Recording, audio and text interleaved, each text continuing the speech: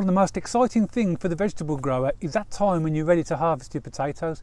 But a question I often get asked is, how do you know when they're ready? Because as a root vegetable, you can't see them, they're in the ground. So in this video, I'm going to show you what I look for to try and find the optimum time to harvest my potatoes. So if you like the video, don't forget to give it the thumbs up. And if you want to subscribe to the channel for future videos on how to sow and grow fruit and veg, and a few recipe ideas, then press the subscribe button.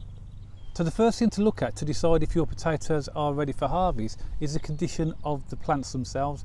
And as you can see, these plants look in a fairly sorry condition. They're all brown and clearly they're dying off. And that is what you're looking for when you want to harvest your potatoes. You can harvest them earlier, so if you've got a little bit of green growth on them, if you want some early potatoes, then you can dig them up earlier, but they're likely to be a little bit smaller, and if you leave them till this stage, when you dig them up, they're going to be the optimum size. So the first thing to look at will be the plants themselves to see what condition they're in. And I'm looking at these ones now, I'm thinking these are going to be perfect for harvesting.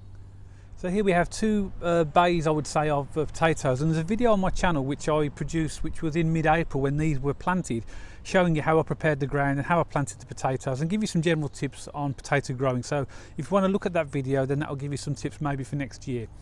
So as you can see, we're at that time of year now when I'm ready to harvest. I'm now filming this right at the end of August, first week of September.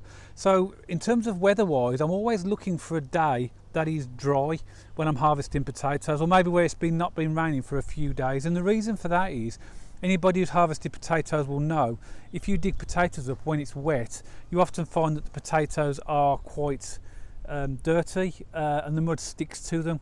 Where if the weather is dry or has been dry for a few days like this, you often find that when you harvest your potatoes, the mud comes off them fairly easy. Try and harvest your potatoes when it's been dry for a few days.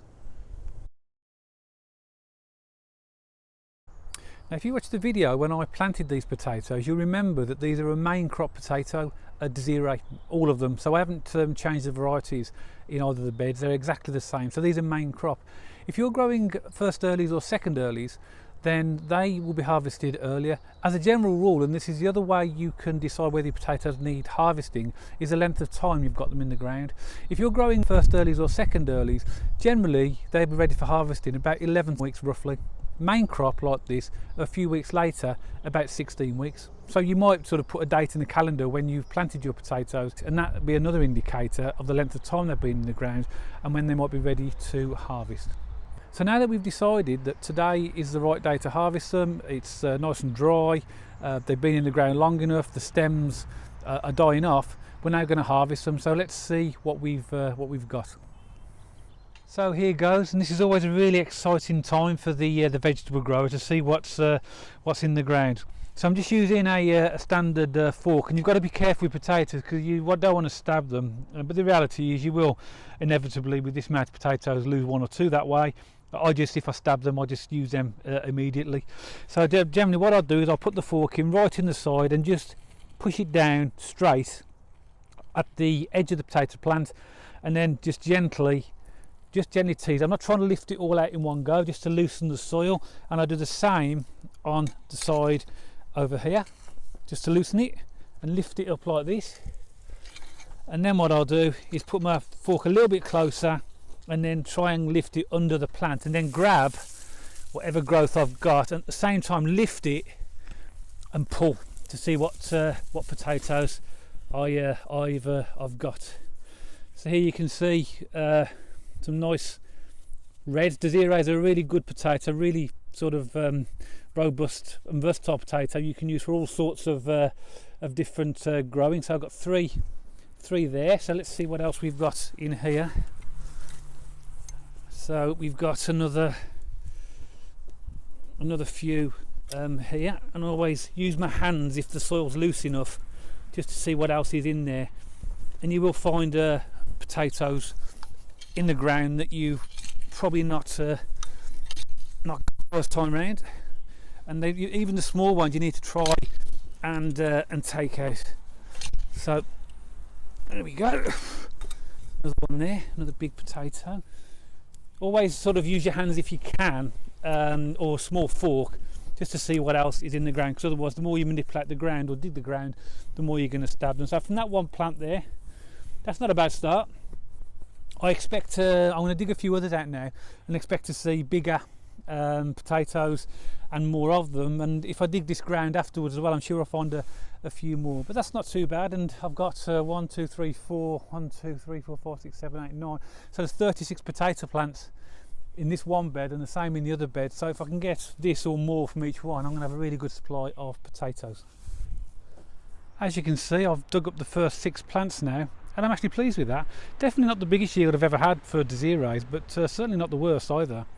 And they're absolutely wonderful potatoes. And just bear in mind that these potatoes, each pile you see is just from one single seed potato, so the yield you get on them is really good.